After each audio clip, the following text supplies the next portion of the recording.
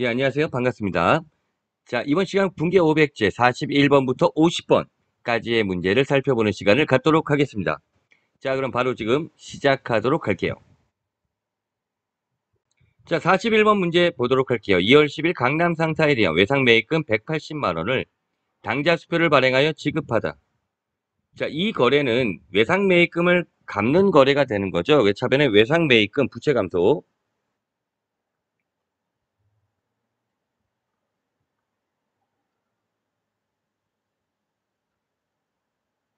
대변에 당좌 수표 발행한 부분 당좌 예금으로 처리하면 되겠죠. 우리 회사가 발행한 수표니까요.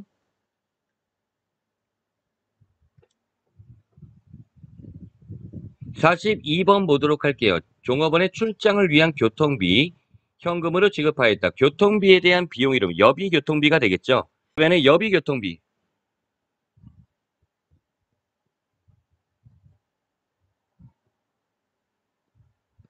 자, 5만 5천 원이 되고요. 대변에 현금 5만 5천 원이 되겠죠. 자, 출장비 혹은 뭐 이런 교통비 다 여비교통비 처리한다는 거 이로 이해하시면 되겠고요. 43번 현금 10만 원을 도난당하다. 자, 이것도 거래가 되는 거죠. 현금을 도난당하면 회계상 거래가 되는 거죠. 우리 자산부채 자본의 변동이 있으니까요. 대변 현금이 감소하고요. 10만 원.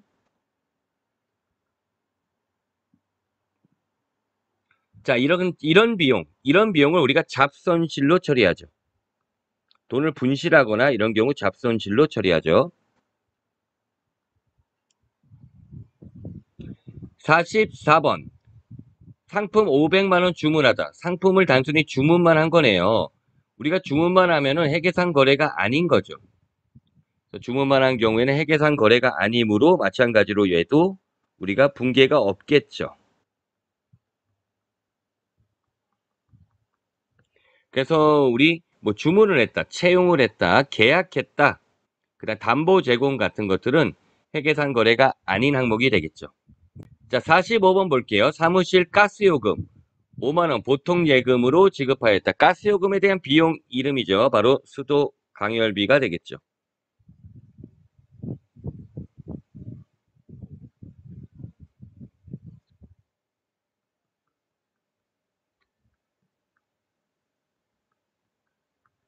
금액은 5만 원이 되고요. 그다음 보통 예금으로 지급했으니 대변엔 보통 예금이 감소하겠죠. 수도 강열비는 수도요금, 전기요금, 가스요금, 뭐 난방용 석유 구입 비용 등이 여기에 속한다고 볼 수가 있겠죠. 46번 2월 15일 거래처 강동상사에 상품을 판매 후 수령한 약속어음 300만 원. 자, 여기까지 읽어보면 내가 상품을 판매하고 수령한 어음. 바로 누구에 대한 얘기죠? 받을 어음에 대한 얘기죠. 돈 받을 어음인 이 받을 어음이 만기가 도래하여 자, 당점 거래 은행 당자 예금에 입금되었다. 그 당자 예금에 입금됐으니 차변에 당자 예금이 되겠죠.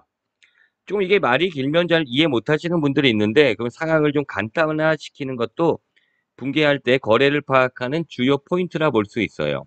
그 대변에는 받을어음을 회수했으니 받을어음이란 자산이 감소하겠죠.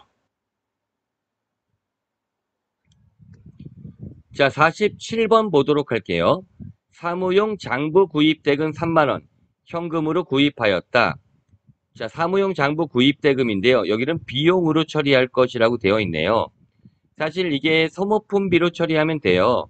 근데 자산 처리하라고 하면 소모품 처리해 주시고요.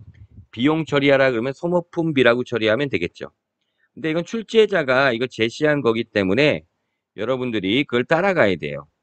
대변에 현금 3만 원 이렇게 분기하면 되겠죠. 이 분계를 소모품이라고 분기하면 틀린 게 되겠죠. 왜냐하면 비용으로 처리할 것이라고 출제자가 제시한 를 거니까요. 48번 보도록 할게요. 강남산업에서 상품 800개, 골뱅이 표시는 개당이에요. 만원, 800만원 매입한 거죠. 200만원 현금, 300만원 외상, 나머지 어음을 발행하여 지급하였다. 복잡한 분계로 보일 수도 있지만은 간단해요. 상품 구입한 거니까 차변이 상품이 되고요. 금액은 800개 곱하기 만원, 800만원이 되는 거죠. 대변에 현금이 200만 원.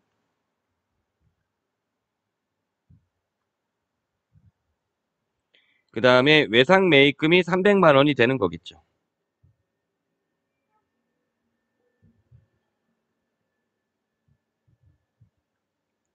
나머지는 어음을 발행하여 지급하였다. 바로 지급어음이 되겠죠.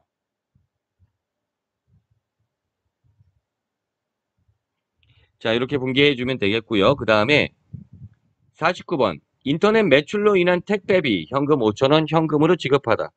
택배비에 대한 비용 이름 운반비가 되겠어요.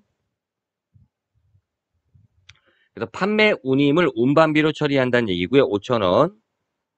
대변에는 현금으로 분개해 주시면 되겠죠. 자, 마지막 50번 분개해 볼게요. 강서에 상품 500만 원 판매하고 250만 원 외상 나머지는 동전 발행 약속금을 받았다. 여기 보시면 동전 발행 약속금이란 표현이 나왔는데 이거는 바로 다른 회사가 발행한 어음이라는 뜻이죠. 당전 발행 어음이 우리 회사가 발행한 어음이고요. 동전 발행 어음은 다른 회사가 발행한 어음이 되겠어요.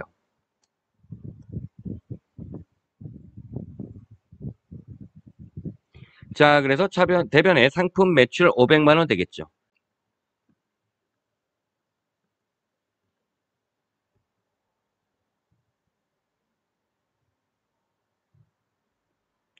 네, 250만 원 외상 매출금이 되겠죠. 외상 매출금이 250만 원이 되는 거고요. 나머지 250만 원은 이제 받을 어음이 되겠죠.